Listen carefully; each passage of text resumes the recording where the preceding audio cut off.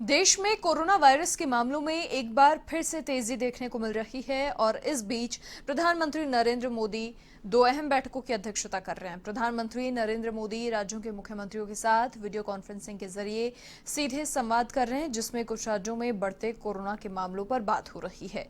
इसके अलावा सभी राज्यों के साथ कोरोना वैक्सीन के वितरण की नीति पर भी बात होगी। पिछले दिनों वैक्सीन को लेकर दुनिया भर से सकारात्मक खबरें आई हैं और ऐसे में देश में इस पर मंथन भी शुरू हुआ है।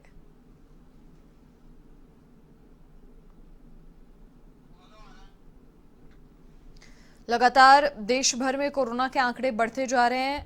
केंद्रीय गृह मंत्री अमित शाह बैठक में मौजूद हैं। दो बैठकें आज हैं, जिनमें राज्यों के मुख्यमंत्रियों से प्रधानमंत्री नरेंद्र मोदी मौजूदा हालातों को लेकर फीडबैक ले रहे हैं। साथ ही आपको बता दें, सूबे के मुख्यमंत्री अशोक गहलोत भी वीसी के माध्यम से इस बैठक से जुड़े हैं। अधिक जानकारी के लिए वरिष्ठ संवाददाता नीरज मेहरा जी फोन लाइन पर हमारे साथ फिलहाल जुड़ चुके हैं। नीरज जी, देखिए लगातार कोरोना के आंकड़े बढ़ते जा रहे हैं। बात अगर हम प्रदेश की ही कर लें तो सबसे पहले पूरे देश में राजस्थान कहीं ना कहीं मिसाल बनकर उभरा था, लेकिन अब आंकड़े यहाँ पर भी बढ़ रहे हैं। ऐसे में प्रधानमंत्री की ये अहम बैठक की आखिर क्या राज्यों में हालात हैं और किस तरह के इंतजाम वहां पर?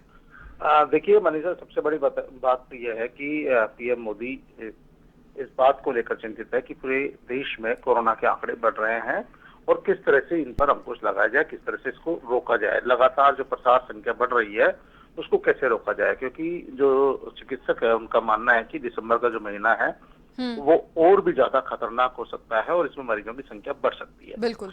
दूसरा, एक शुभ समाचार जो मिलने वाले हैं, ये कोरोना वैक्सीन को लेकर बहुत ज्यादा उत्साहित है प्रधानमंत्री जी, और हो सकता है आज जो बैठक चल रही है उसमें सबसे महत्वपूर्ण चर्चा इस बात पर हो कि कोरोना वैक्सीन जनवरी के अंत या फरवरी के दूसरे वीक तक आ सकती है।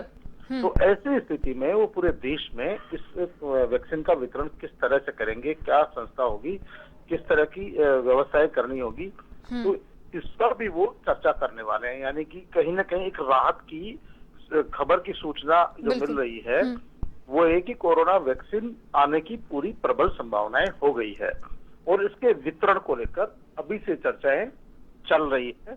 और यहाँ पर वो मुख्यमंत्रियों से अलग अलग सभी मुख्यमंत्री सुझाव लेंगे कि इसका डिस्ट्रीब्यूशन किस तरह किया जाए। क्या जो सबसे ज्यादा सर्वाधिक संक्रमित प्रदेश है उनमें सबसे पहले दवा भेजी जाए या सभी राज्यों में समानांतर स्थिति से भेजा जाए। तो इन तमाम बातों पर आज जो बैठक हो रही है इसमें चर्चा होगी। दूसरा, रात्रिकालीन कर्फ्यू कई शहरों में लगाया गया है। मुख्यमंत्री अशोक गहलोत ने पहले 8 जिलों में घोषणा की थी, अब देश के गुजरात, अहमदाबाद सहित बहुत कई शहरों में जो है रात्रि कर्फ्यू लगा दिया गया है।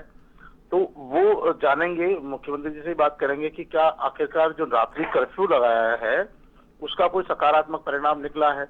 यदि निकला है तो हो सकता है फिर पूरे देश में जहां जहां कोरोना के मरीज लगातार बढ़ रहे हैं वहां पर ये रात्रि कर्फ्यू की जो है पूरी देश में ही इसको घोषणा कर दिया जाए। तो कई बातों पर इस समय चर्चा होनी है और खास बात पर जो कयास लगाए जा रहे हैं, उम्मीद की जा रही है कि आज जो है कोरोना वैक्सीन का वितरण किस तरह से हो, कैसे हो, उसकी प्राइजेस कैसे हो, क्या सरकार देगी या केंद्र सरकार भुगतेगी या फ्री में दिया जाएगा, निःशुल्क दिया जाएगा।